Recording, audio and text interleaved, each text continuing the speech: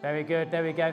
I'm Philip Stephenson-Oliver. I'm chairman of Queen's Park and Maida, Vale, and welcome to a British political first, which is Conservative-only question time. Ladies and gentlemen, will you please put your hands together for our panel?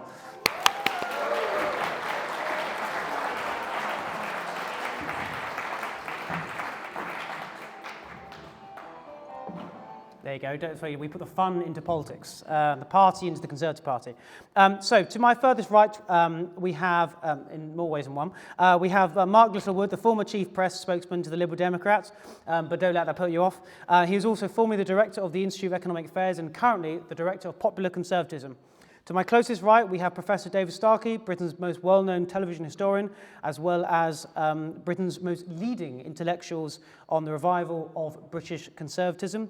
To my closest left, we have the Right Honourable Johnny Mercer and former MP for Plymouth Moorview. Johnny is a former Minister for the State for Veterans Affairs and before entering politics served as captain in the British Army.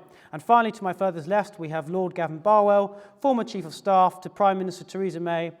Gavin was the MP for Croydon South and has held numerous ministerial roles, including Minister for London and Minister for Housing.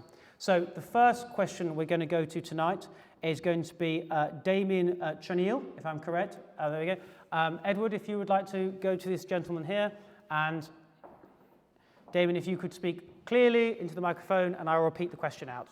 Good evening, and thank you. My question is as follows. Is Reform the only true Conservative party in the United Kingdom? I'll repeat that out. Is Reform the only true Conservative party in the United Kingdom? Johnny Mercer? No, of course it's not. And the thing about Reform, right, is there's a lot you can sympathise with their policies that they talk about because they represent a lot of frustrated voters that we've just encountered at the election, whether it's around immigration, where we singularly failed to fulfill our promises as we did on a number of different issues. But if you pick away at some of their policies, which will inevitably happen once you start getting close to an election or anywhere near power, the stuff that's there passes a pretty thin examination after a while. And Nigel Farage, I know that he is, and I know Nigel, and I know he is charismatic, and he's great fun in the pub and all the rest of it. But the truth is, he wants to destroy the Conservative Party, right? And you've got to be clear-eyed about that. It's okay, I think we have to go through a period of deep reflection after the last 14 years, okay? Because certainly the last 2-3 years, okay, I was in government, I was in the cabinet, it was and then I went out on an election, right? And it was brutal. So we have to go through that real period of reflection. Ending up at Reform is not a sort of intellectual pathway that I think you can follow. If you want to vote, if people want to vote Reform, vote Labour, vote Lib Dem, it's fine, it's a free country, right? But the idea that we should come together because our values align, I don't think is the same thing. And that's partly because I think Reform represent themselves in a way that is attractive to hard-working voters in Plymouth, but I don't think necessarily represents their views. So, for example, everyone earning less than £20,000 don't pay income tax, fine. But what is that going to do to public services in places like Plymouth, where 32% of jobs are linked to public services? Absolutely decimate them, right? So for working people, it's going to absolutely shaft them. But it's also our fault because we haven't listened. Well, we have listened, we just haven't done what we said we would do to some of the core values that we align ourselves with. Whether it's something around welfare, whether it's around immigration, for my part, whether it's around defence, whether it's around veterans. I mean, we got there in the end in veterans, but I was sacked. Sorry, we've now got a very clear example of why Reform exists. I'm sorry. I'm so sorry, I hadn't finished. And really, it really is exactly why Reform exists. The answer you've just given now, the verbiage, the lack of focus, the lack of sense, the lack of content. That is why Reform exists. And until we understand this, we will fail. So we've got the answer, forgive me coming in at this point, the answer that we should be giving is Reform only exists because we stopped being conservative. It's extremely simple. And until that is acknowledged, the Conservative Party will A, probably vanish, and B, has absolutely no chance of establishing traction either against Reform or against the Liberals or against the Labour Party. The second thing is the issue of policy. So there's the objective fact of why reform has lurched to, in the election to 18 and then now pushing, remember, consistently round about 25%. We are responsible for that.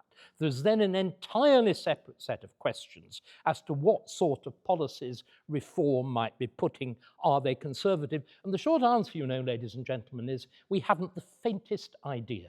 Because the idea of policy formation and Nigel Farage are linear opposites. The idea that Farage, I know Nigel, I like him, he's a brilliant reactive politician, but the idea of policy formation is utterly foreign to him. I'd like to conclude, and I shall now shut up having intruded so rudely, a Farage premiership will be even worse than Boris Johnson. Even worse. So I personally don't think people are going to get off just sort of being rude and interrupting like that. I think that it's pretty obvious why you can come out with really easy sound bites, like this is why reform exists and you're all full of rubbish and all the rest of it. But none of these things are black and white. None of these things in government are black and white. And I think people, judging by your first input, David, you want simple solutions to what are really complex problems. That's the bottom line here. And if you go out and actually stand for election like Gavin has and fight in a seat for the Conservatives they'd never won before, you'll learn that faster than anybody else, that you can't just talk over people, be rude, give them your opinion and condescend them in that way, because you will simply not get anywhere and never get elected, which is the core business of the Conservative Party, is to win, to get elected and represent Both lost Britain. your seats. Both lost your seats. Where did you stand? Where was your seat? I am merely a... May I present it to you? I'm merely a passing wall. Gavin, would you like to answer? Well, I think it's a fairly simple question. The direct answer to the question is no, they're not a Conservative Party at all. And what they are is a party of the populist right. And I found myself in a strange position of agreeing with at least a bit of what David said, which I didn't think I would be tonight. But they're not a sort of detailed policy formation party. What they're about is reflecting back populist anger at some of the issues in this country. And Johnny's right. I think the primary thing, there are others, but the primary thing is the complete failure of the last period of Conservative government on immigration. I wasn't in favour of leaving the EU, but Leave won the referendum. The people that ran the Leave campaign said we were going to take back control of our borders, and Boris Johnson proceeded to introduce an immigration system that quadrupled net migration to this country. So it's not surprising that people are angry. But the simple answer to your question is that reform are feeding off that anger and are a populist movement. They're not a Conservative Party. And if you wanted one issue, which I think demonstrates that crystal clear, it's Farage and many of his fellow travellers' attitude to Ukraine and to Russia, where they're not taking a remotely conservative position at all. So they're a big, what David said is true, they're a big threat to the Conservative Party. We are facing an existential threat right now because of the division. I mean, Nigel Farage is Keir Starmer's best gift. Keir Starmer only got 34% at the last election. That's the same share of the vote that Jeremy Corbyn got in what was a disaster for Labour in 2019. Why is Keir Starmer Prime Minister with a huge majority? Because reform split the anti-Labour vote, and that's why we've ended up in the situation we're in. So are they a threat? Yes. Are they on the right of politics? Broadly, yes. But are they conservative? Absolutely not. Mark Littlewood.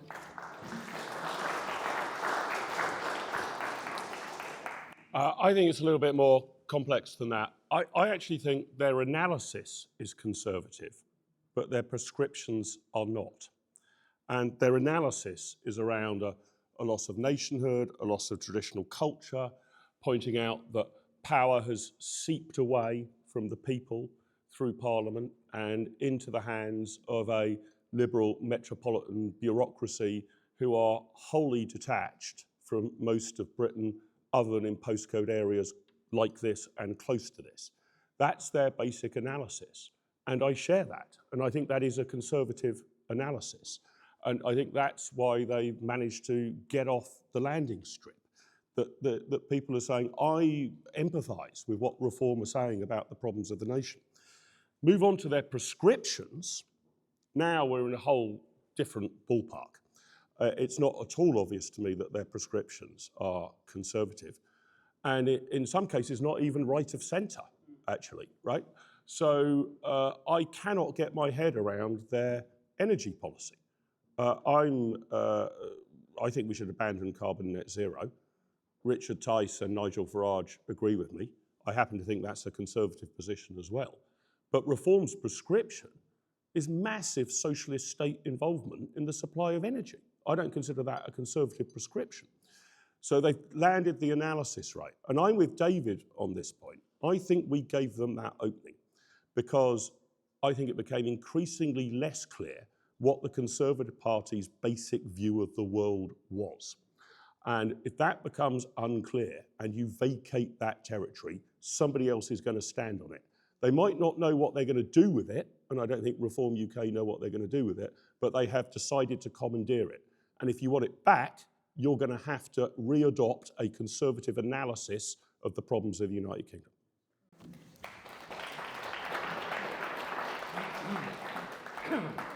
So, out of interest regarding this panel, so do we all broadly then agree in a sense that reform isn't Conservative, but it's more, as a result, its creation is a failure of us in government? I agree with that, yeah. Yeah. Consensus reached. It's half Conservative. Yeah. I mean, the other thing but is worth equally, saying, just very we haven't briefly, offered... it's not a political party, actually, either. So your question was, is it a Conservative party? It's not just that it's not Conservative, it's not actually legally a political party. That's true as well. That's true as well. Yeah. But sorry, what we are having a debate about something that we don't know the answer to, which is what do we mean by conservatism, which classically the Conservative Party has not answered since at least Margaret Thatcher. Margaret Thatcher presented conservatism as essentially free market economics. What then happened was a complete revolution of a different kind, starting in 1997, in which we replaced the traditional structures of our politics, the traditional structures of our judiciary, the traditional relationship of the civil service to Parliament and everything else, with a totally alien structure, which Conservatives brought into. The catastrophe is the decision of first Cameron and then Theresa May to buy essentially into Tony Blair's settlement. Tony Blair's settlement was deliberately anti-conservative. It was deliberately designed to make the operations of a proper Conservative government impossible.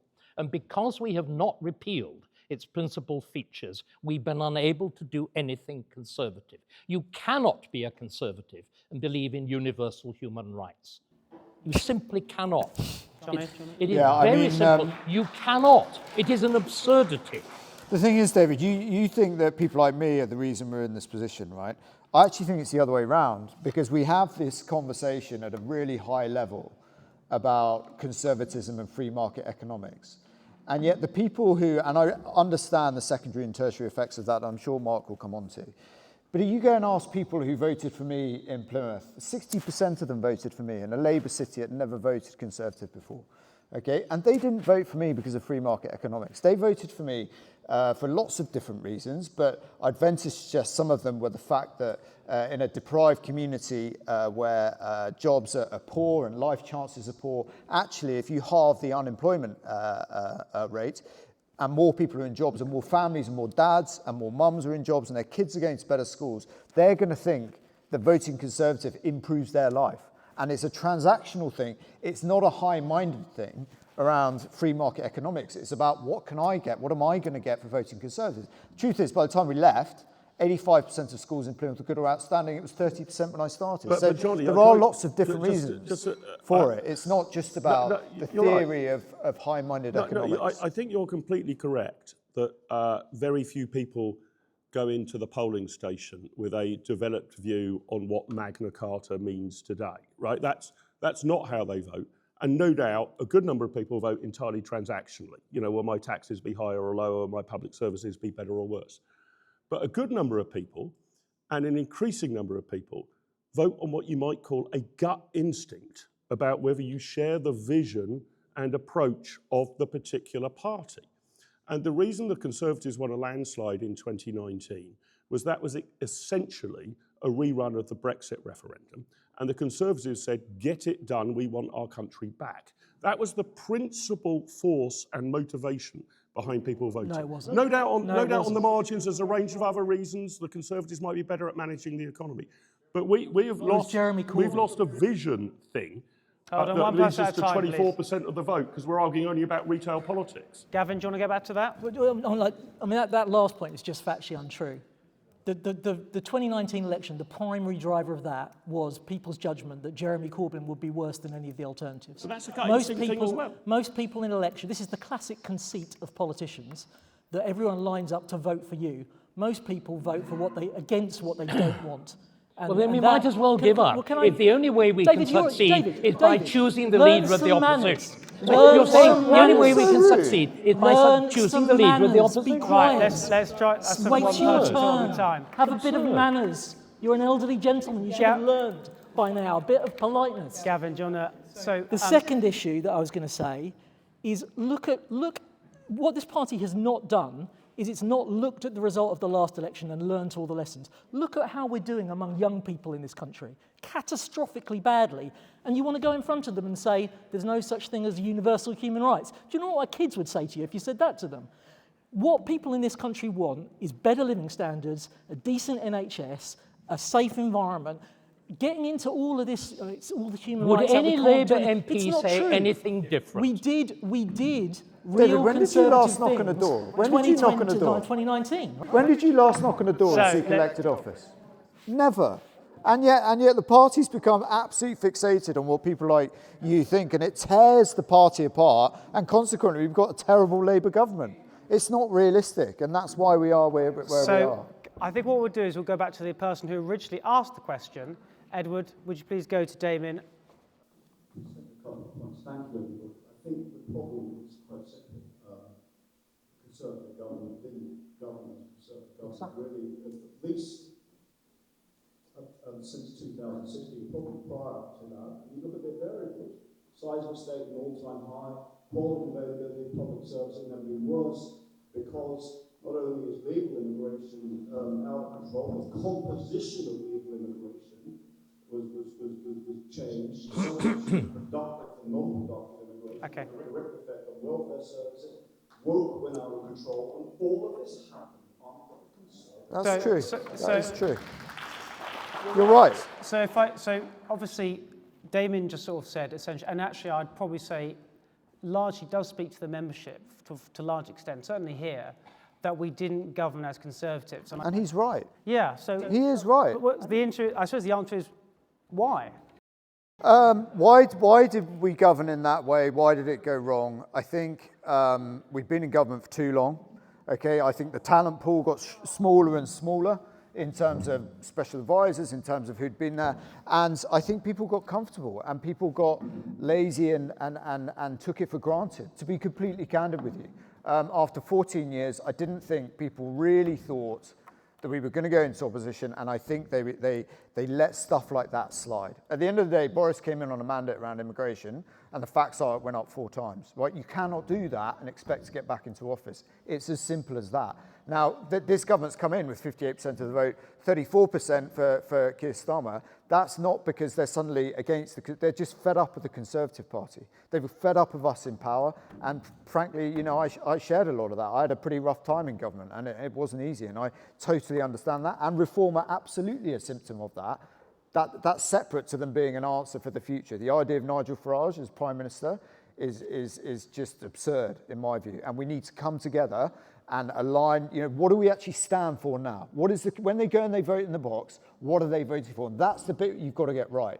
None of this, you know, stuff around free markets, that's part of it, but crucially, what do you represent? Who are you in this for? Who do you do it for? Who are you fighting for? What are your principles? And Gavin, get that right and people will vote for you. Gavin, did you want to say something to that? I agree with that, and I think you made a really important qualification about when the problem began.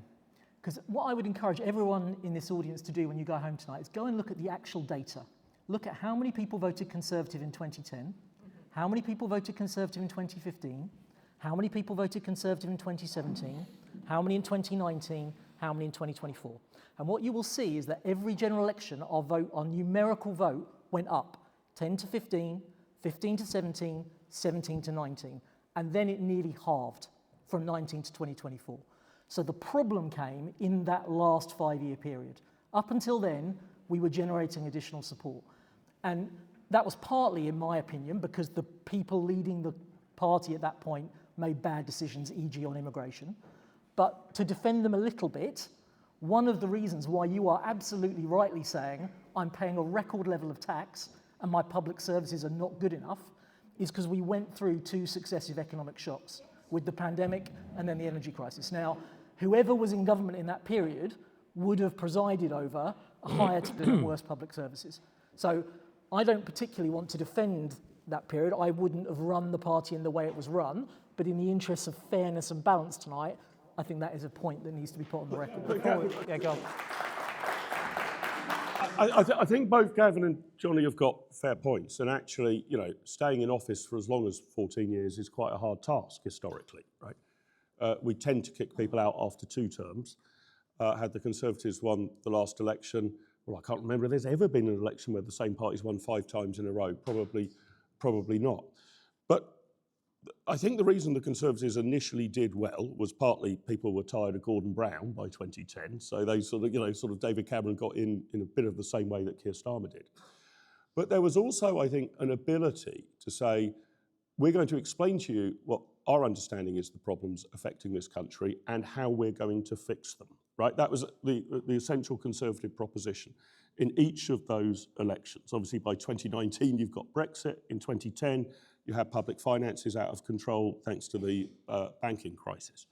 But by the end of this period in office, the best that Rishi Sunak can come up with, and I like Rishi Sunak, I think he's a decent man, was we're going to change A-levels, replace it with a baccalaureate, and we're going to phase out the smoking of tobacco.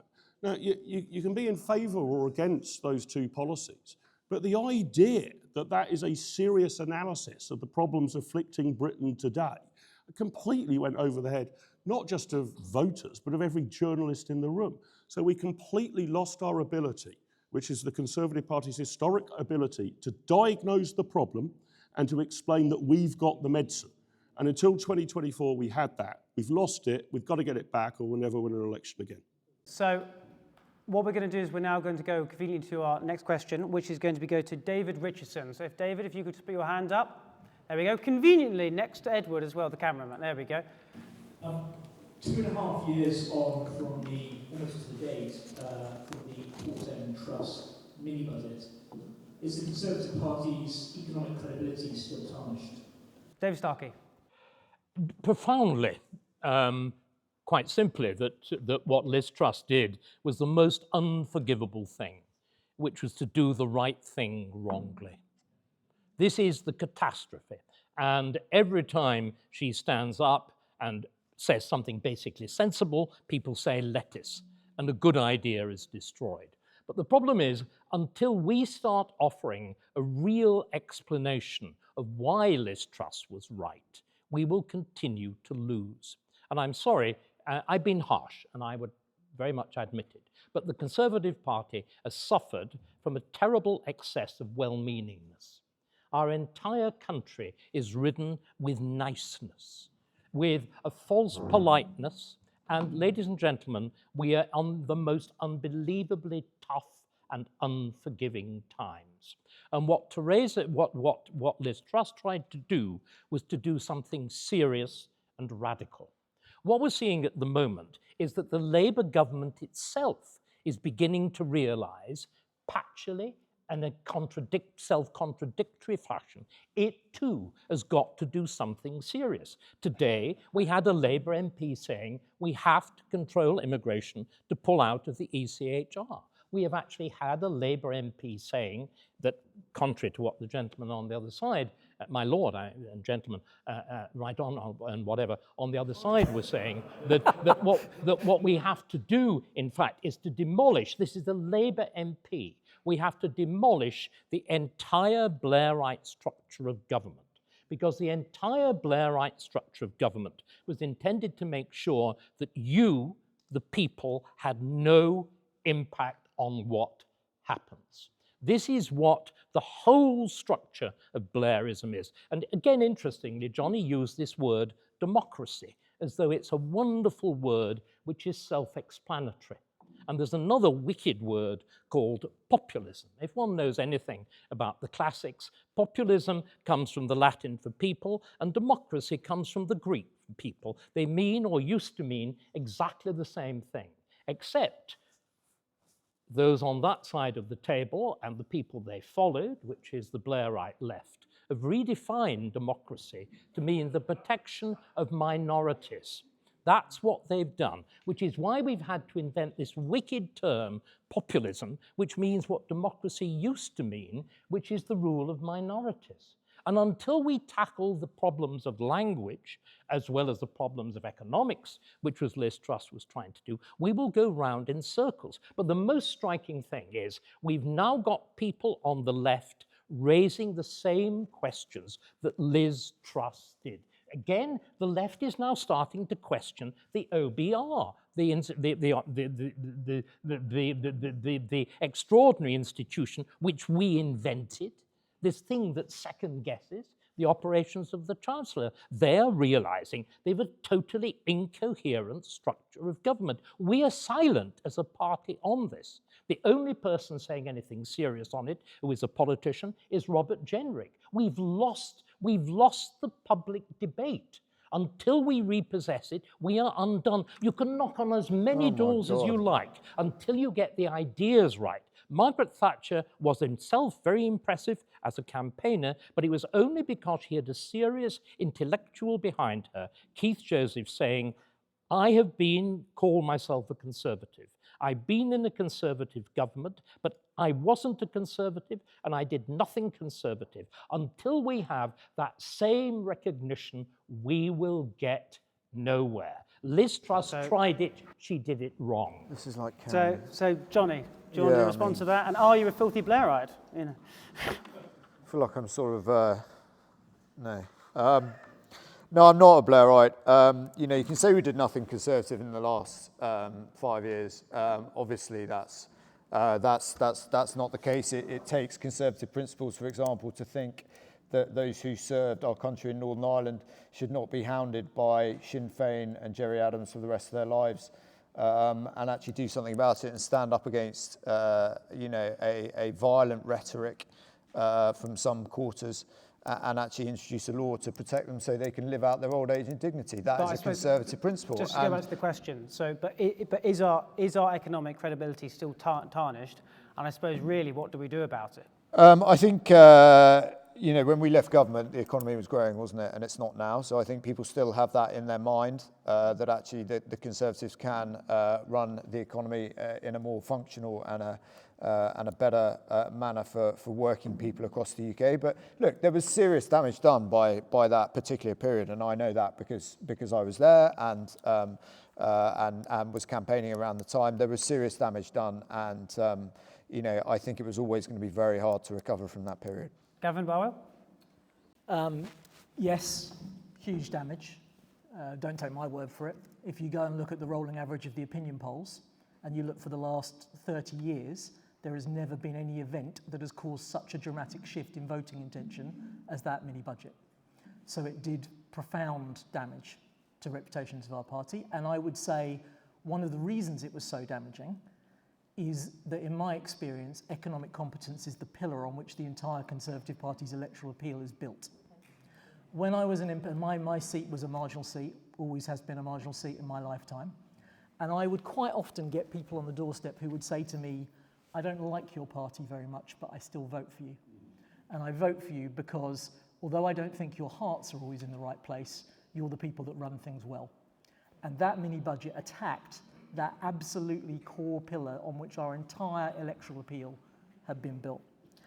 I think I know what David, I disagree with what David said, but I think I know what he actually meant by it. So he said Liz was trying to do the right things wrongly.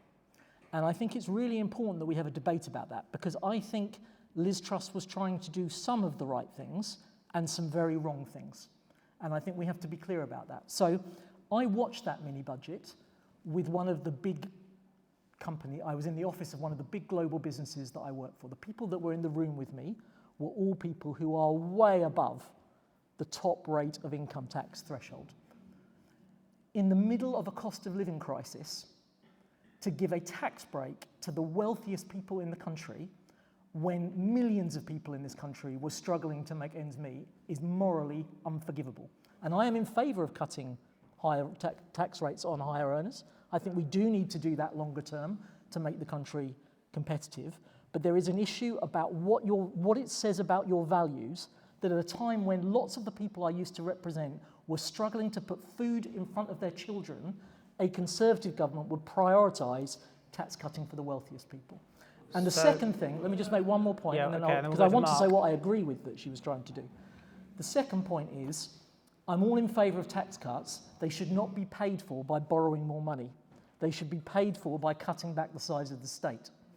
What I think David was referring to, which I do agree with, is that actually there was a really interesting Liz Truss agenda about supply side reform, about trying to make our economy more competitive.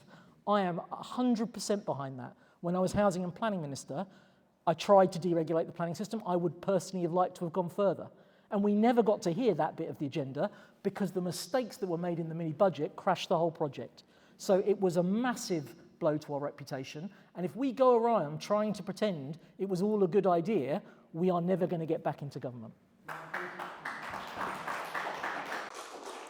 Well, I'm delighted that this question has come up because although Philip's been assiduous in ensuring that none of us had foresight of the questions, this was the topic of my 2-hour lunch earlier today on the mini budget with, and I had a very interesting discussion about it with my companion, and we reached slightly different conclusions. I should say, for full disclosure, my lunch companion was Liz Truss. So she might have reached slightly different conclusions to me.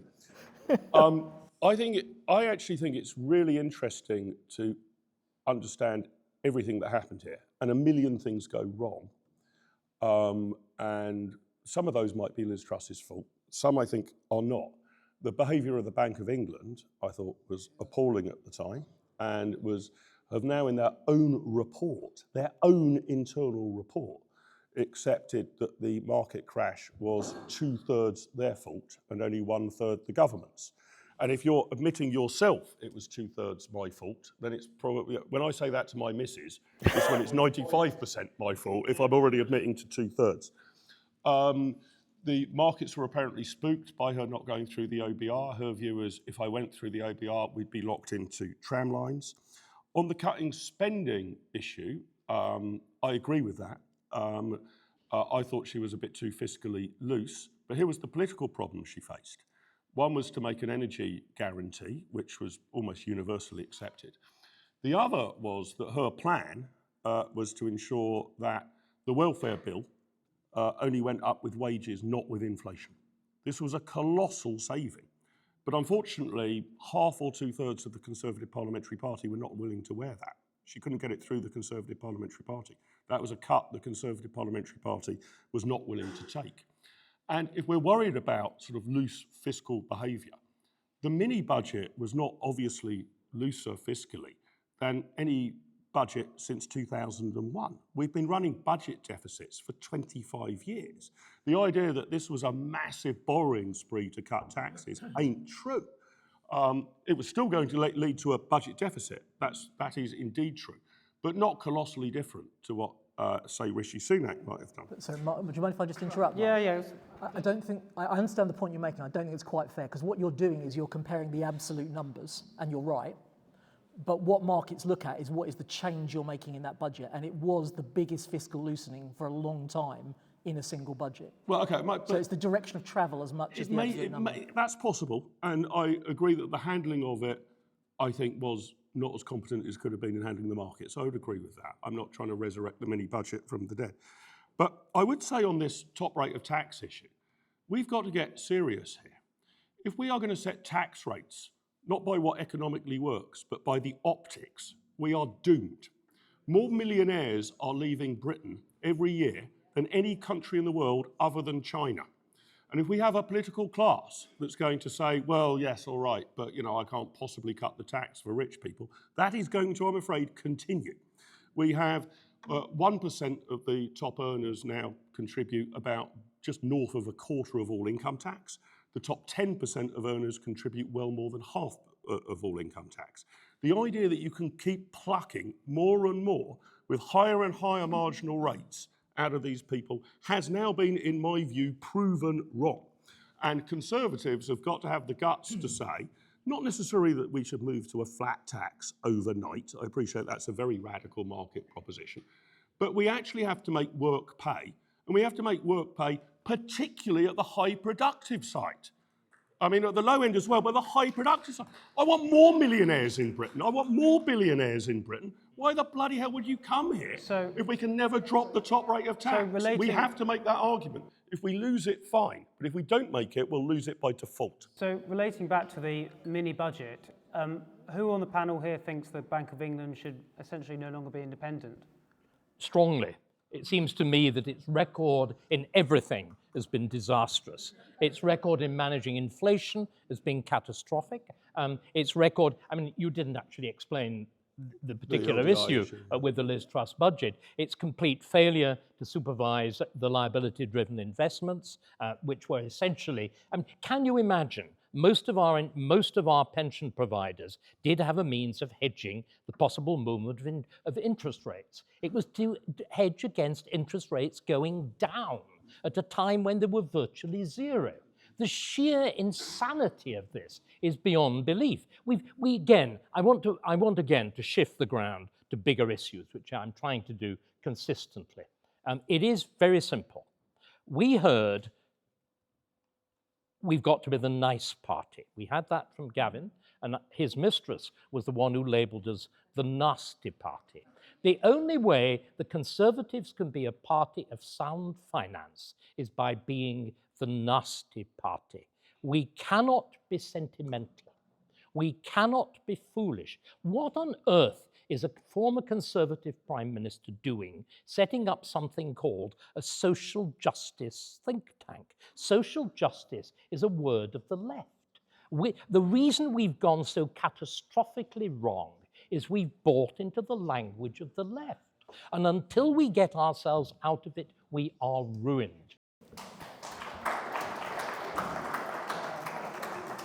Gavin, you wanted to come back on this? So in a way I shouldn't care, right? Because I'm a retired politician. But it breaks my heart to hear you all clapping that. What world do you live in where you think that the people that didn't vote for us at the last election, didn't vote for us because they thought we believed in social justice? What world do you live in if you're clapping that? The people didn't vote for us because Partygate, because mini-budget, because lack of immigration control, because they were worse off because of a cost of living crisis. And if you're going to keep focusing on these issues that are not relevant to 99% of people, you are going to keep losing election after election. It's heartbreaking to me to watch that. Heartbreaking to me to watch that. Johnny, do you want to respond to that at all? No, not really. Hold on. No one from the audience. No. I agree. Look, so just very briefly, I completely agree with that. If you promise people something and then you don't deliver it, you shouldn't be surprised if they didn't vote for you. What I'm saying to you, so that you and I are really clear about this, is if you go into an election saying, I don't believe in human rights and I'm nasty, don't be surprised if lots of people don't vote for you, if that's your platform.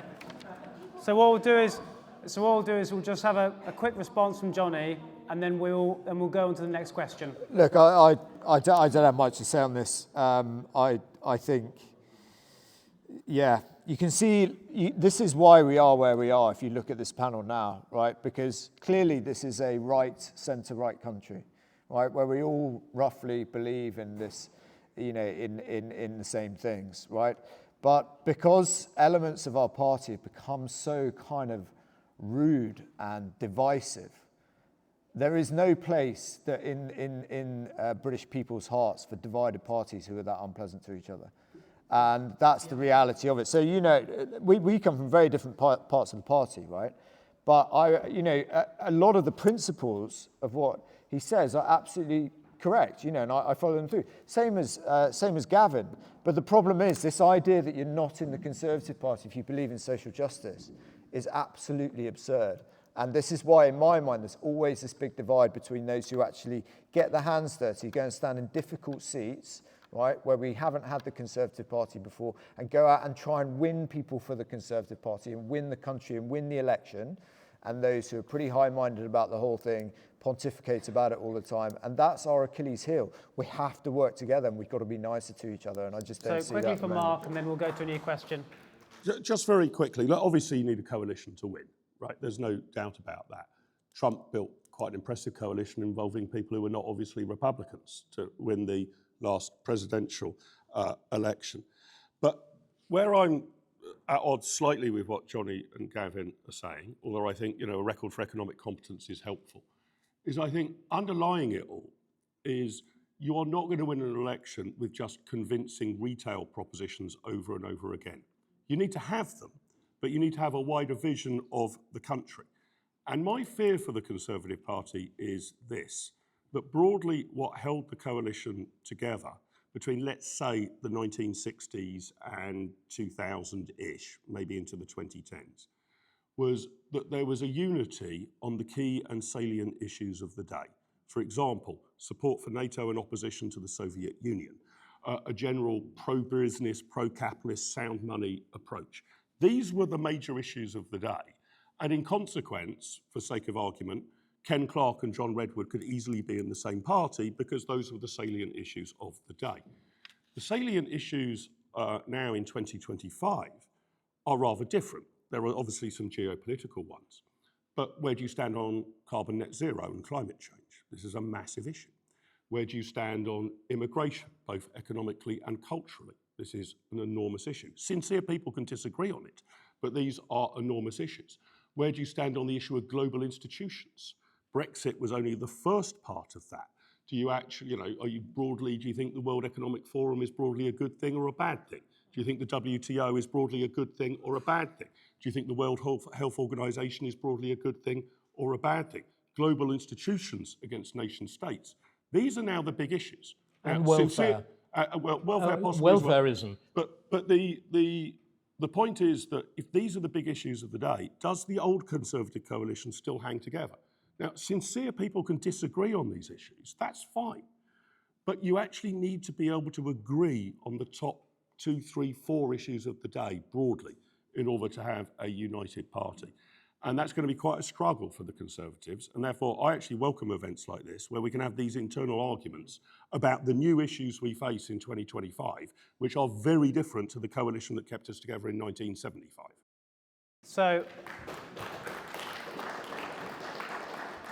So speaking of Mr. Trump, we're going to go on to a question to Adam Green. Adam Green, if you'd like to put your hands up.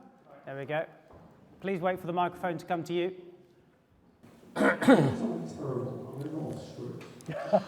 Okay. Be clear. I'm going to ask a question. We're all here to unite the party. What is it going to take to get everyone to feel like a united winning party when we hit the general election in 4 years' time? My God, what a question. Johnny? I think Gavin would agree with this, but I think what unites the party more than anything else is winning. I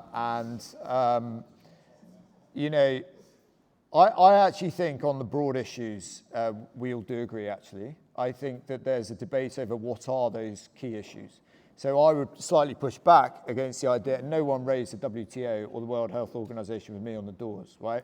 For me, that falls into the kind of high-minded Twitter sphere that just was not raised to me, and I don't have a view on that. What I do have a view on is our independence, is on the nuclear deterrent, on defence, on health, on good social housing for those who need it, on all these other different parts that we are aligned on, right? We believe in a smaller state. We believe in lower taxes. We believe in giving a ladder up to people, not a handout, right? We believe in creating jobs as a way out of poverty. We this idea that we're anti-social justice is ridiculous, right? We believe fervently in social justice. We just believe in doing it in a way that empowers individuals to take responsibility for themselves. That's why we're in the Conservative Party. So for me, those are the core issues that we believe in, right? And whether you're in the WTO or the World Health Organization, whatever, Those are not the core issues, in my experience of being on the front line of politics of the last 10 years. Now, we can have a debate about that, that's fine, but I don't think fundamentally you will find disagreement in this room about what we think about our country, about what we think about defence, about what we think about veterans and all these other things. So for me, it's identifying what those key issues are, being humble enough, I think, if you think it's your key thing, like I've made lots of mistakes over the last 10 years. I've burnt everything down for veterans, right? And at times I went too far on that.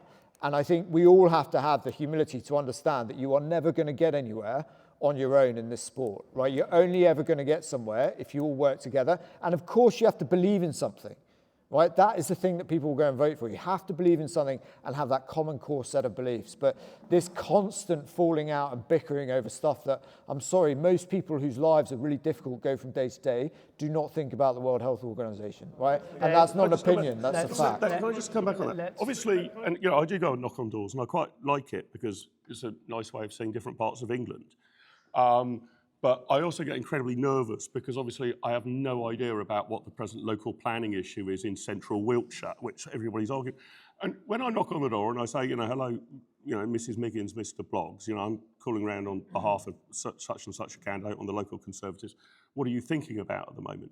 You're quite right to say that nobody says, I'm a little bit concerned about the composition of the World Health Organization and its latest directive.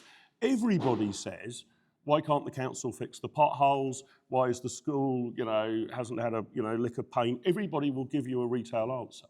But you pick up something which isn't as specific as a complaint about the World Health Organization, which is a general sense that the political elite are detached from the people. That is general sense of it. I don't trust politicians.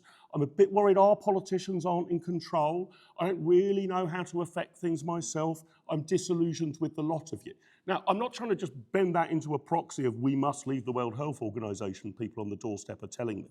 But I'm saying that general approach of people feeling disillusioned, alienated from their political culture, completely sick of the lot of us. Reform UK are not at 25% of the vote because they're doing something brilliant. They're at 25% of the vote despite themselves. People are so absolutely determined to vote for none of the above because they're so alienated. So what I mean about that, it's a sense of to hell with the lot of it. I hate the process, I hate the system. They might not specify the World Health Organization or the World Economic Forum or such like, but that's roughly what they're getting at. And we have to tap into that broad disillusion, which isn't a retail proposition. It's a meta proposition. David, would you like to break your silence?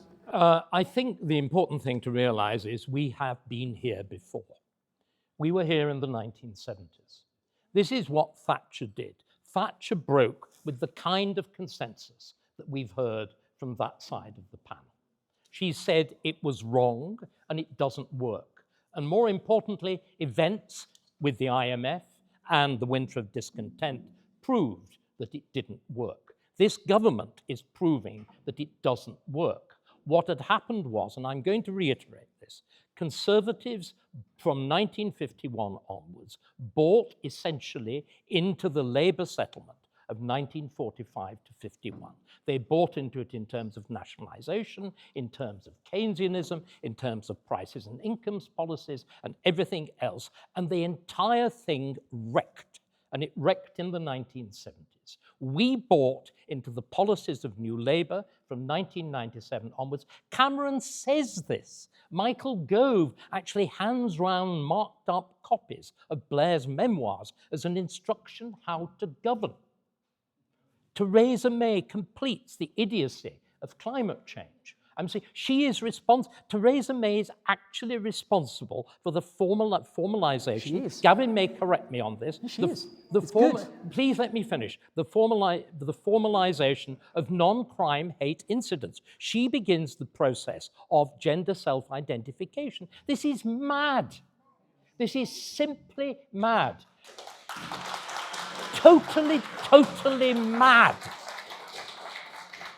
And until we recognize this, we will get nowhere. We will be mincemeat between Labour and Reform. And the thing that is truly terrible, unlike those gentlemen and my lord there, the Labour Party is beginning to recognize the fact. They are themselves saying this does not work. Even Rachel Reeves is beginning to recognize it. Why isn't she raising taxes? She realizes she's at the limits. If we do not grasp the agenda, we are lost. So there is a moment where one has to think. Thinking is painful. It involves scrutinizing all sorts of things which we've taken for granted, which form an important part of us. The entire world is changing at lightning speed. Not simply because of America. The entire structure of international relations is collapsing, and we've got nothing better to do than do performative Churchill. I mean, sorry, we are losing everything. And this is why I'm not doing this out of malice.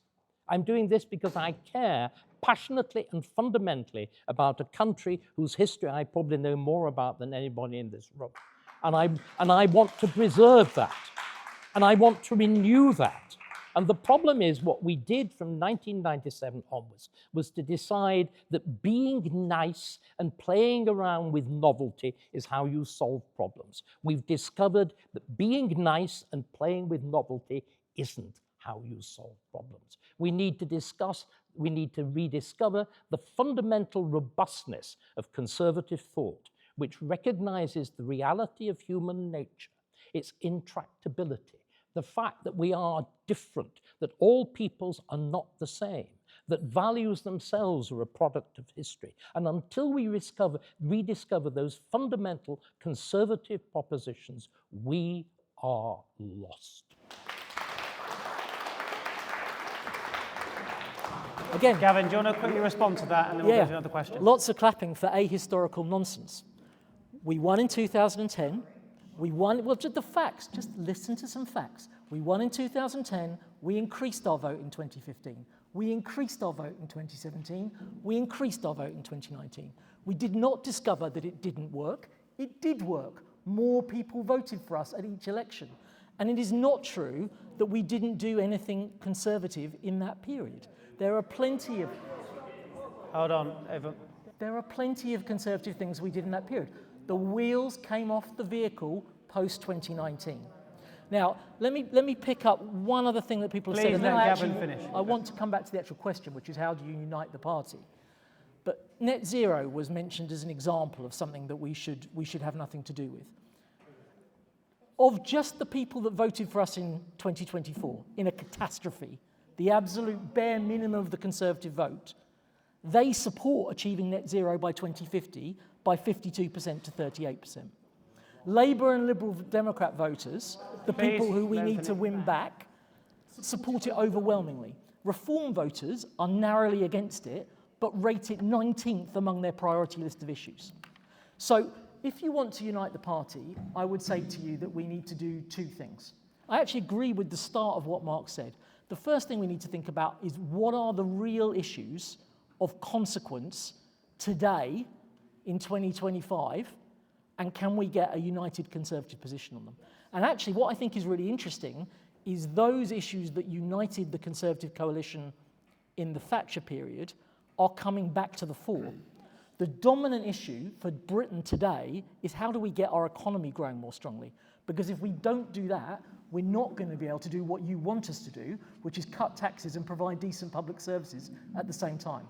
So the economy is coming back as the number one issue, and defence is coming back as a massive issue, given the combination of the threat that Putin poses and Trump's complete disinterest in European security. So actually, I am quite enthused that there are two issues there where actually I think we can. And if listening to Mark and I earlier this evening, we don't disagree about where we want to go on tax policy. We might disagree about what the priorities are along the route to get there, but we don't disagree about the goal on that. Where you lose people like me is if you want to start saying the issue is about the WEF. I attended the WEF twice, right? The idea that anybody from the WEF is phoning up the Prime Minister telling them what to do is a nonsense. I've had one voter ever mention it to me on a doorstep. One voter in the tens of thousands of doors that I've knocked on. So let me try and find some agreement to end on. David is right, let's have a proper intellectual process that looks at what are the real issues in Britain today that voters care about. You shouldn't just listen to polls. And you shouldn't totally ignore polls either, because you have to win an election. So what do we intellectually think the real problems are? Where are the voters? And can we fashion a program that the people in this room can agree on those issues and not get distracted into stuff that is divisive and doesn't matter to most ordinary people? I think, Gavin, that's really interesting. And obviously, I mean, David's an historian. I ran a think tank for 14 years where, our job was to deliberately say unpopular things. We didn't give a damn what they looked like in the opinion polls. That was the job. I wonder though, how much, so I'm not saying disregard the opinion polls, but I think there's a deeper understanding that winning politicians and political parties need to have, which is understand the zeitgeist, right? If you look at most opinion polls in America, you would have assumed that Nikki Haley would have easily beaten Donald Trump for the Republican nomination. She got nowhere. There's a zeitgeist change occurring, which often isn't picked up by questions like, would you like to achieve carbon net zero by 2050? It's something more esoteric. It's a gut feeling. It's happening everywhere in the West. Nigel Farage and Reform UK are probably the UK version of it. But, Maloney has put to bed the Italian Christian Democrats / Conservatives. The AfD are nipping at the heels of the Christian Democrats, our sister party in Germany. France, I mean, the Gaullists, the game is up. They have vanished. Something is happening in Western politics, which is about the disillusioned, to some degree the disenfranchised, not typically over the last few decades our target audience or natural conservative voters, who are now voting for right-wing parties. It's coming to a cinema near you soon. Indeed, you've seen the trailer. And I think the challenge for the Conservative Party is to capture that zeitgeist. It's a difficult thing. It can't be done on an opinion poll, but it's to be in tune with the mood of the nation, not in tune with the latest Ipsos Mori opinion poll on a particular retail policy. So to move on from, as it were, the Conservative Party, I'm going to talk about the current government. I'd like to go to the panel and ask, what has the Labour government done right so far?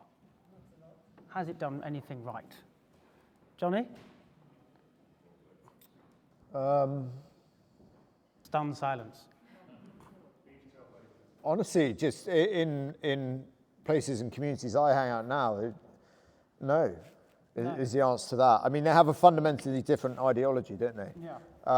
It's quite a policy shift from working hard to introduce protections for veterans who served in Northern Ireland to paying Jerry Adams public money compensation. That's quite a policy shift. And no one really supports that where I come from. The idea you raise taxes on an ideological basis, for example, on private schools, and it ends up costing the taxpayer more. No. The £22 billion black hole that was talked about that everyone can see was untrue. I think it comes back to this fundamental issue of doing what you said you'd do in politics. I think people want a really basic thing in politics sometimes, and this is why Trump does well, is that they want to know that essentially you get it and you're there to serve them and you will do what you said when you get into office. And Labour are finding that out now. I think we've got the most unpopular Prime Minister for 50 years. And we found out that very painfully at the last election. And I think that's a core tenet of government. David, where do you think this government is going? Well, it is tearing itself apart. But interestingly, I think it's done several things that are right. I think that abolishing the NHS quango was absolutely spot on. I begin to think the beginning of the process of radical welfare reform is absolutely spot on, but it needs to go much further. I think that the process of rearmament is absolutely spot on. The trouble is, all of these things, it's fighting against itself. It actually introduced the structures I've been gently, and sometimes not so gently, trying to explain. It created a world in which MPs don't actually do very much. These gentlemen are in Parliament, they weren't actually able to do very much because quangos like the Bank of England, the Monetary Policy Committee, English Nature, climate change, basically control things. The model of what our government has become was actually COVID. misgovernment by a single issue expert committee with absolutely no regard to the consequences and the complete destruction, essentially, of our economy and a functioning society, because that is actually what COVID did, and we supported it. And interestingly enough, it's the one good thing about Boris Johnson. At least privately, he argued against it, but again was overwhelmed, particularly by Starmer. So this government is torn between reality. And the point I've been trying to make is conservatism is about reality. It's about the fact there is no free money. It is about the fact that if you prattle on about social justice, people will take advantage. It's about the fact that if you believe in universal human rights, the nation state and frontiers collapse. These are simply facts. They are brutal, horrible facts of life. We used to be good at recognizing them. The other side, again, we've got to be really careful. The one thing that is true about Starmer, there is not a single thing in his life that he's not been prepared to junk, including personal relations. The big test, Starmer lies more easily than anybody else apart from Tony Blair. Remember, the measure of a good liar is somebody who believes his own lies, and which Starmer clearly does. But the key issue is, will he reject the framework of a human rights lawyer? Because the thing that's held together, this disastrous structure that we bought into, we've heard hot defenses of it from that side of the panel, was an entire legal framework that was wholly alien to English common law, which puts judges above Parliament, as we saw with the whole ruling of the Supreme Court that prorogation was illegal, which even defies the Bill of Rights. It's absolute nonsense. Starmer's test will be, and the thing that will determine the success of his premiership, if he is prepared, as is a very important faction in the Labour Party, Blue Labour, with Maurice Glassman leading it, if he is prepared to junk Richard Hermer and to junk that, he will be a successful Prime Minister. You've already had Wes Streeting saying the Conservative Party is redundant. We are doing all the things you should have been doing, abolishing quangos, cutting back the civil service, cutting back on the nonsense of welfare. If we do not realize all the points that I've been trying to make, that this is not retail offer, there is a huge change going on. We've got to understand it and grasp it, exactly as Keith Joseph and Margaret Thatcher did in the 1970s, which gave us the victory. If we don't do that, we will not simply lose, we will vanish.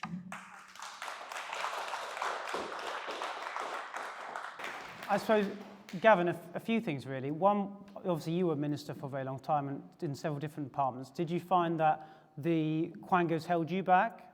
And I suppose actually, one of the things we've, I think, spoken about on this panel quite a bit is that the Labour Party is currently doing quite a few things that you'd expect Conservatives to do, and yet the Conservative Party, by the sounds of it, was doing quite a few things that you'd expect the Labour government to do.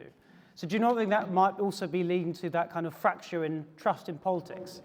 So I think with Labour, I think they started as quite a centre-left government. I think if you look at the budget, big increase in state spending funded by a big increase in taxation and a big increase in borrowing.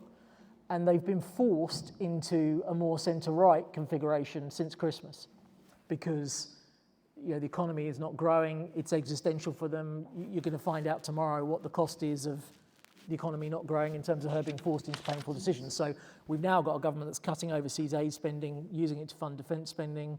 We've got a government that's abolishing quangos. I agree with David on that point. I think getting rid of NHS England is exactly the right thing to do, and I hope they do that with some more of these quangos. And you've got a government that is deregulating quite a bit.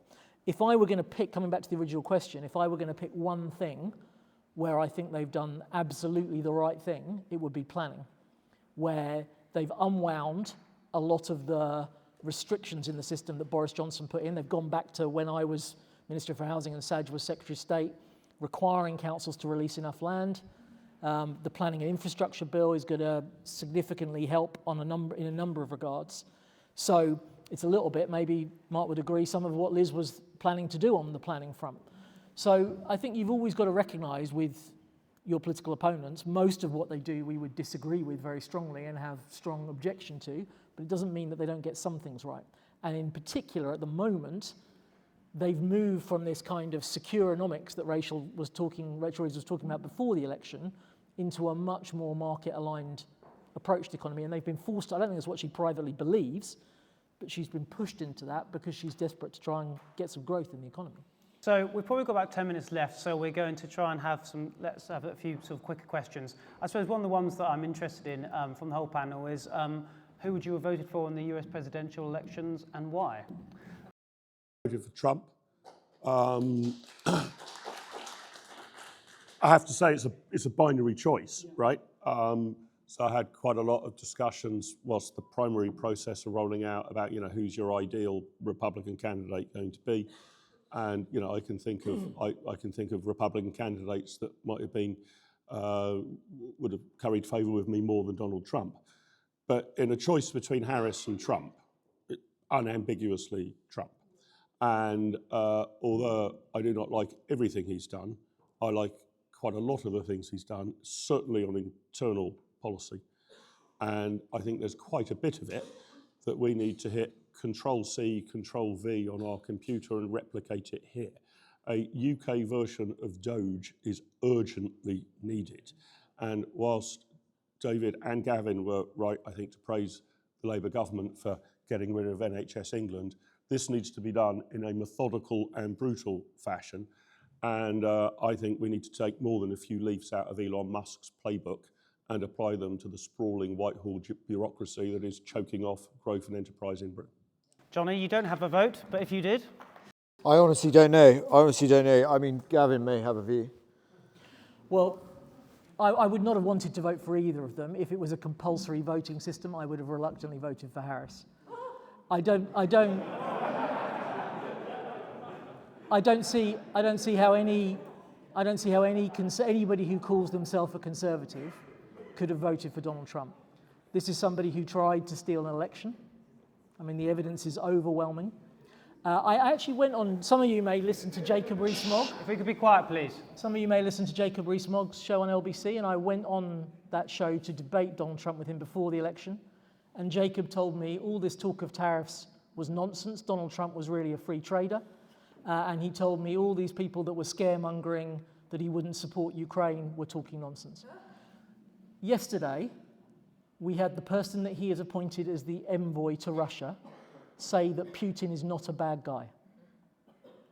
The President of the United States has appointed somebody who went to Moscow, who was using the Signal app on his private mobile phone in Moscow to communicate with people about the names of US intelligence agents, so the Russians will have all of that, and who's met with Vladimir Putin and thinks Putin is not a bad guy. And everybody in this room saw how Donald Trump treated President Zelensky in the Oval Office. No one who is a conservative can defend the attacks on free trade, the treatment of a sovereign nation whose sole crime is to try and defend its territorial integrity, and the attempt to steal the result of the election. So I am not a fan of Kamala Harris at all. Yeah, I wouldn't have wanted to vote for her, but I wouldn't have voted for him. David? I'm very puzzled at the thought that a conservative necessarily defends free trade. I thought that was the issue that split the Conservative Party for most of the 19th century and the beginning of the 20th. Well, I became a conservative under Margaret Thatcher. I think it's also very important. It's also very important to recognise that there has been a vast change in international relations, and we've been living in a dream world.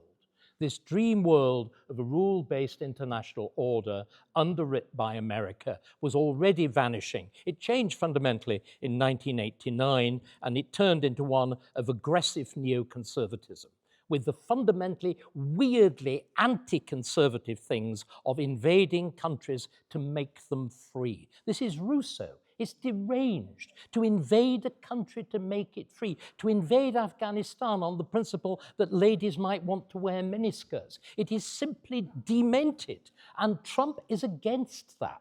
I am very much in favour of that realism. It seems to me to be utterly fundamental. It goes against British fair play. Look, I know exactly. The behaviour was indecent and shocking. but one has to hold one's nose. As I would remind you, Keir Starmer has held his nose very competently. But the more important thing is, what does Donald Trump tell us?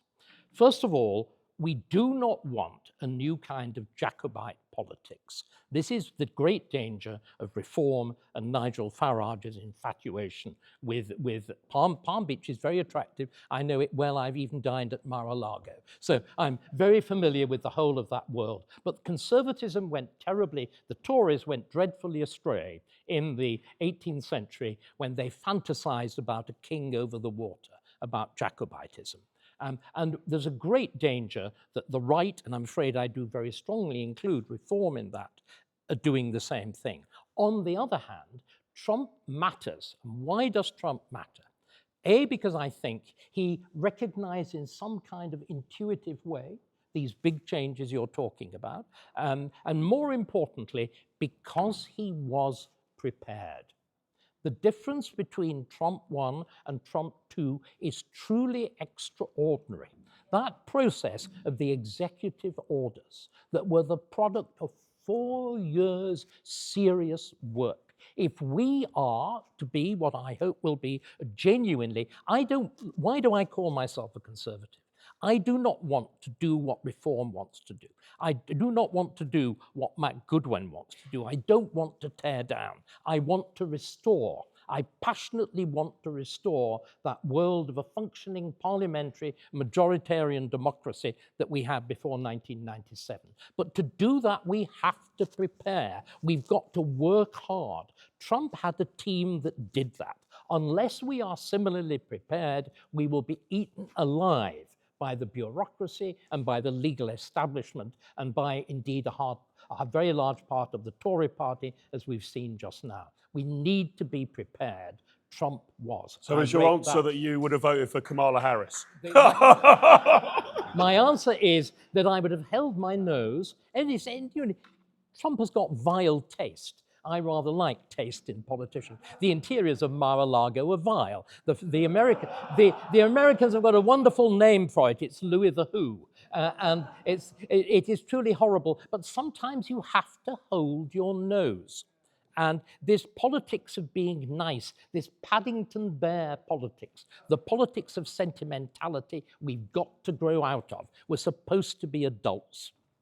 So for our final question, we're going to go to, yes, thank you. For our final question, we're going to go to Johnny Goff for a little bit of a fun question, hopefully, to round the evening of delights up. Just the panel of Rory Stewart is a Conservative. I didn't hear that. Rory Stewart, is he a Conservative? Does the panel think Rory Stewart is a Conservative? Let's go to Johnny for that one.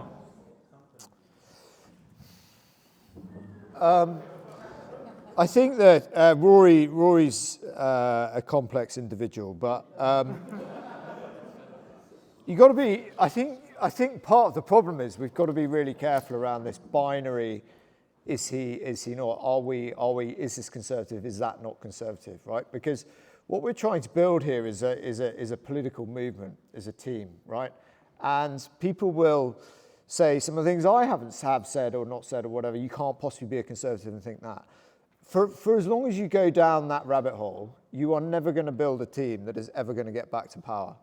And the answers are not binary. Elements of what Rory Stewart believes in are conservative, absolutely. And elements of some of the things he believes in, I fundamentally disagree with. But to say, as a binary question, is he a conservative or not? I see these commentators in the public domain who say, who would like to think that they are the kind of bastions of conservatism, but they are all self-appointed. Okay, they're not. The conservatism, the way we've always done it, is we have these core beliefs, but we match them to the moment and we match them to a modern world, and we adapt with the challenges as they come in. And I think if we fail to do that, we won't get in. So I wouldn't answer that question whether he is or he isn't a conservative. I think Rory did some good work when he was a member of Parliament. He's now he's got a different career, and he's not in the Conservative Party, I don't think. But in some ways, it doesn't really matter because it's what we represent as a broad church, as a team. if we want to be fundamentalists, that's absolutely fine, but we will never get elected and we will never get back into power. Gavin, you must have worked with Rory a lot in government. So he's a friend of mine. So I would answer the question in two ways. I would say the defining feature of political parties that lose elections is they obsess about who's not in their tribe. And they concentrate on trying to chuck people out because they're not ideologically pure enough. And that is the route to losing elections. A little bit like the recent row we've had about whether Rishi Sunak is English or not, I broadly take the view that people choose themselves what they are. And so if Rory Stewart was sitting here in front of you and said that he still felt he was a Conservative, then I think he is a Conservative. And if he doesn't, and I think probably he doesn't feel that now, then he's not. But I don't think it's for me or you or anyone in the audience to tell him what he is. That's up for him to decide. Well, it's interesting you raised the Rishi Sunak question. I was asked about, is Rishi Sunak English? And I said, A, I don't know, and B, I don't care. And it's certainly true that in any electoral proposition that can win an election, such as a form a majority government, needs to, not be picky about who might be voting for it. I went to university with Rory Stewart. He was in the same college as me. He's exactly my age. And I probably spent more time with him back then than I did now. At that time, he was an active member of the Oxford University Labour Club.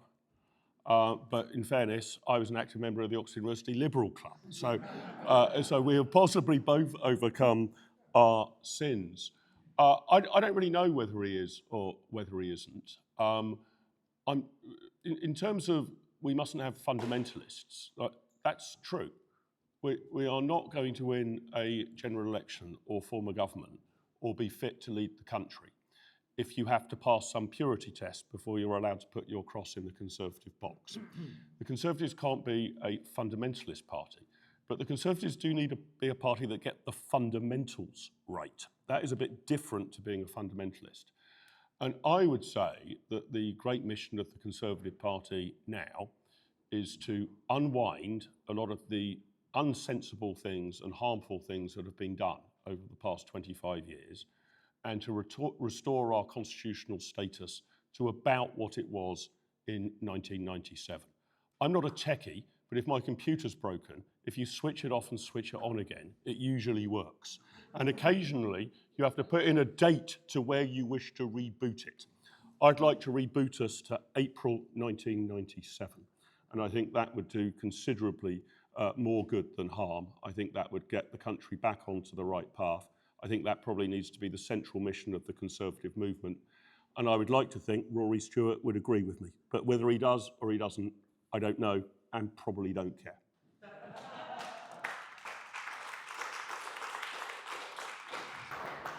David, would you like to wrap us up? What do I think about Rory Stewart? It would probably be very impolite to say. God forbid. So for once I shall fall silent on that subject. I think the one thing I would say is he keeps very bad company. Anybody who spends a lot of time amiably with Alistair Campbell is somebody whom I do not wish to know. And I mean this desperately, desperately seriously. Campbell introduced a politics of lying into this country. One of the things that has gone catastrophically wrong is the public lie. We've had a public lie on multiculturalism and immigration. We've had a public lie on climate change. We had a public lie on COVID. And I'm afraid Stewart is at the heart of all of that, along with that vile man, Alistair Campbell. I think there are people in public life who should be called out as figures of contempt and shame. And if you spend your company in them, you are tarred with the same brush.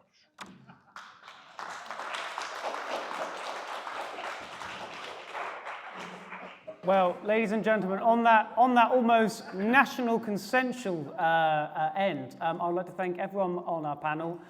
We're going to have a little drink after this for about 15 minutes before we head off to supper. But please, everyone, thank our panel with your applause.